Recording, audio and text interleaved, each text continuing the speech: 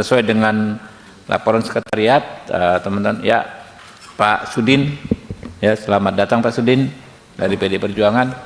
Nah, kalau quorum sebetulnya dari sisi fraksi sudah terpenuhi ya. Untuk itu saya mohon perkenan rekan-rekan rapat ini kita nyatakan terbuka untuk umum ya. Sepakat?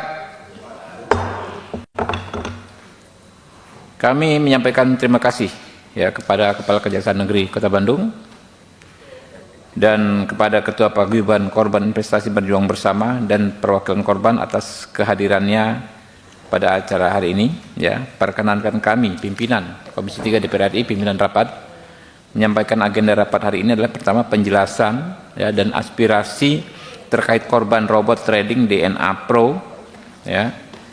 Lalu penjelasan penjelasan dari pihak Kejaksaan Negeri Kota Bandung. Nanti masing-masing kalau yang masing-masing 20 menit lah ya. Biasanya 15 menit, ini kita kasih 20 menit biar lebih komprehensif. Kami ingin mendapat persetujuan rapat ini kita selesaikan jam 12 ya, teman-teman ya. Yuk.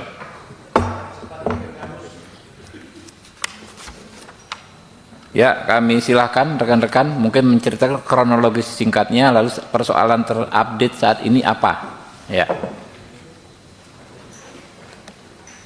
Silakan. Perkenalkan diri Pak, nama apa?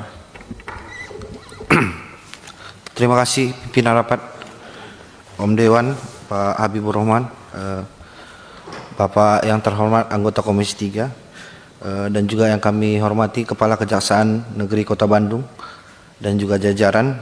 Perkenalkan saya Binto Mawi Siregar selaku pengurus dan diberikan mandat oleh Ketua Paguyuban untuk menjadi juru bicara dan menjelaskan sedikit mengenai kronologi daripada permasalahan yang kami adukan ke DPR RI. Kami mulai dari 3 tahun yang lalu Pak, biar sedikit saja Pak, ringkas saja. Dari proses penyidikan ini memang menjadi perkara yang nasional Pak, yang publik karena menyangkut ribuan orang dan diperiksa di Mabes Polri. Pada tanggal 17 Maret 2022 ini dilakukan penyidikan dan ada 11 tersangka yang ditahan dan juga aset-aset yang disita. Dari dalam perkara tersebut, penyidikan tersebut ada 2.732 korban dengan potensi kerugian 497 miliar dan juga ada yang melapor ke LPSK sebanyak 1.034 orang dengan potensi kerugian 190 miliar. Berjalannya perkara ini Pak diputus oleh Pengadilan Negeri Kota Bandung, dikembalikan kepada para korban terhadap aset sitaan untuk memulihkan kerugian para korban. Nah, permasalahannya Sorry Pak, itu putusan pengadilan ada begitu ya, diktumnya, dikembali apa namanya? Bunyinya seperti apa redaksinya? Di situ memang ada disebutkan selanjutnya dilakukan dikembalikan kepada para korban secara proporsional melalui asosiasi Pak. Ya, di dalam bacain aja. Di dalam biar teman-teman bisa mengikuti ya.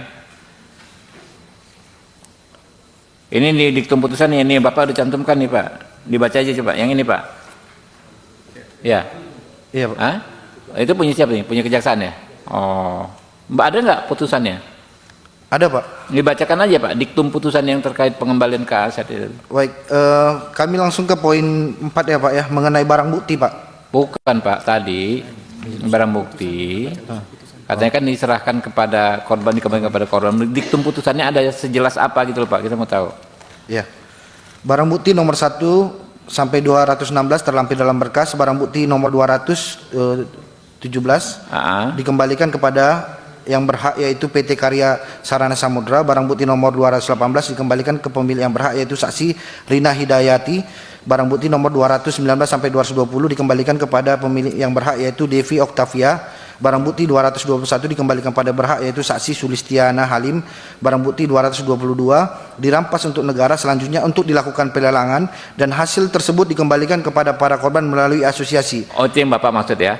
Ya. Iya, ini terhadap tanah dan bangunan Pak. Iya, makanya yang terakhir itu ya, diserahkan kepada negara, dikembalikan kepada melalui asosiasi itu ya. Iya, lalu ada selanjutnya Pak, ada juga barang bukti untuk yang uang tunai Pak dikembalikan kepada para korban secara proporsional melalui asosiasi. Melalui asosiasi. Benar Pak. Jadi asosiasi yang dimaksud itu ini teman-teman Iya, ini. pada 18 Maret Pak, karena banyak perwakilan dan juga asosiasi, kami dikumpulkan di Kejaksaan Agung. Lalu kami melakukan voting untuk memilih ketua. Lalu terpilihlah Bapak Rian Firmansyah selaku ketua. Oke, ini memang berarti pihak yang relevan ya dengan permasalahan. Oke, lanjut Pak. Setelah dibentuknya asosiasi tersebut, terjadi perbedaan pendapat antara pengurus, yaitu Dwi dan juga Mutiara, yang ingin adanya korban di luar berkas yang diakomodir di dalam perkara ini. Di luar berkas Pak, di luar LPSK dan juga KAP Mabes Polri.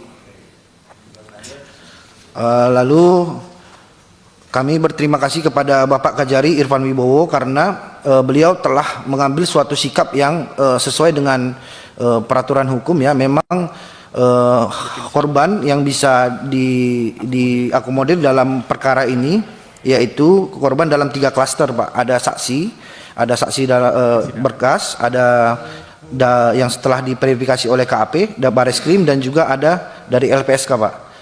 Sehingga telah ditotal dalam penghitungan kami ada 3.119 korban dengan kerugian 623 miliar Pak.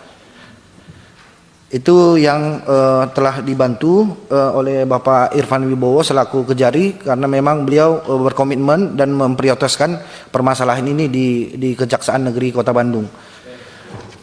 Namun kami masih mendapatkan keberatan Pak terhadap keputusan dari Kejaksaan Negeri Kota Bandung yang kami dapati tanggal 22 November 2024, khusus poin 4 Pak. Bahwa terkait penyelesaian dan penyerahan hasil lelang, bukti dan barang rampasan kepada para korban dilakukan 1 kali menunggu sampai selesai barang rampasan setelah selesai lelang semuanya. Jadi ada 17 aset yang belum laku dilelang Pak, dan juga ada 1 mobil Brio Pak, kalau yang informasi yang kami terima.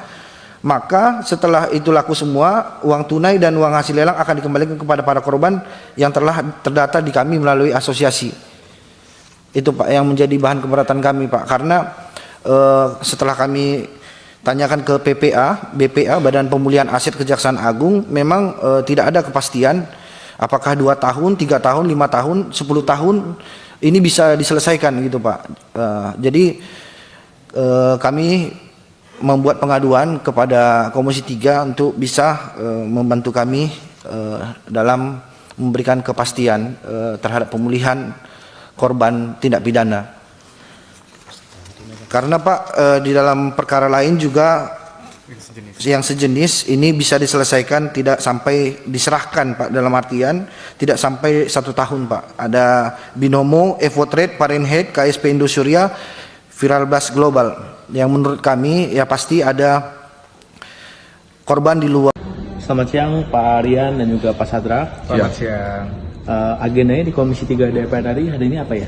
Hari ini kami diundang oleh Komisi 3 DPR RI untuk menyampaikan tinjauan mengenai sikap dan keputusan Kejari Kota Bandung yang menunda eksekusi putusan ingkrah terhadap uang tunai tidak segera dikembalikan kepada para korban.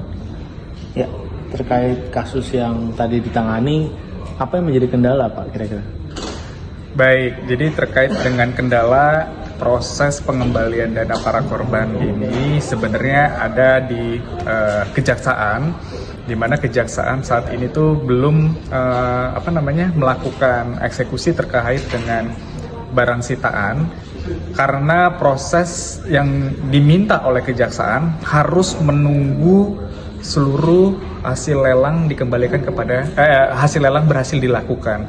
Nah, kita menilai di sini ada ketidakprofesionalan dalam arti tanpa harus menunggu hasil lelang tersebut, sebenarnya di dalam putusan sudah bisa dilakukan eksekusi kepada barang sitaan tersebut agar dikembalikan kepada para korban. Jadi tujuan kami datang ke DPR ini sebenarnya salah satu agendanya adalah untuk meminta kepada Kejaksaan agar segera melakukan eksekusi terkait dengan barang sitaan tersebut kepada masyarakat, khususnya para korban yang dari robot trading DNA Pro ini. Begitu. Baik, Bapak-Bapak sekalian, sebagai pengurus dari asosiasi, setelah RDP dan LDPU ini kira-kira harapannya apa ke depan? Oleh karena sudah tidak ada isu lagi dan sudah dapat ditarik kesimpulan bahwa asosiasinya sudah ada, korbannya sudah teridentifikasi, kerugian uang tunai juga sudah ada yang disita. Kami mohon melalui RDPU di Komisi 3 ini agar hak-hak korban yang tertunda selama 2 tahun untuk bisa dikembalikan kepada para korban secara proporsional. Baik, terima kasih. Terima kasih.